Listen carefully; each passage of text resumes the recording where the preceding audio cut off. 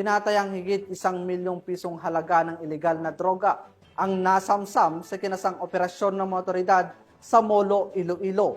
3 high-value individuals naman ang naaresto sa naturang operasyon sa bahagi ng tuloy-tuloy na kampanya ng pulisya laban sa pinagbabawal na gamot. Patrolwoman Julibel Albior sa report. Muling pinatunayan ng kapulisan na walang ligtas sa batas sa mga sangkot sa iligal na droga matapos na mahuli sa bitag ng kanilang operasyon ang 3 high-value individual sa Barangay South Baluarte, Molo, Iloilo City na nakuhaan ng tinatayang 1 milyon halaga ng hinihinalang shabu nito lamang ika-25 ng Agosto taong kasalukuyan. Kinilala ang mga suspect na sina alias Rodman, 26 anyos, house painter, alias Linin, 49 anyos, walang trabaho, at alias Ampay, 53 anyos, may asawa at wala ring trabaho, kapwa mga residente ng nasabing barangay.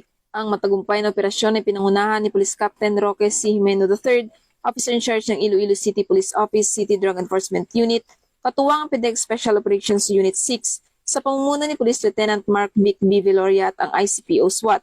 Nakuha mula sa mga sospek ang humigit kumulang 150 gramo ng hinihinalang shabu na may halagang tinatayang 1,020,000 pesos.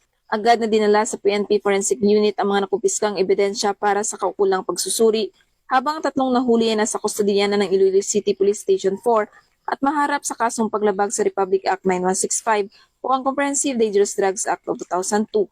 Muling pinatunayan ng Iloilo PNP na walang makakatakas sa kanilang matinding kampanya kontra iligal na droga at kriminalidad tungo sa mas ligtas at maayos na bagong Pilipinas.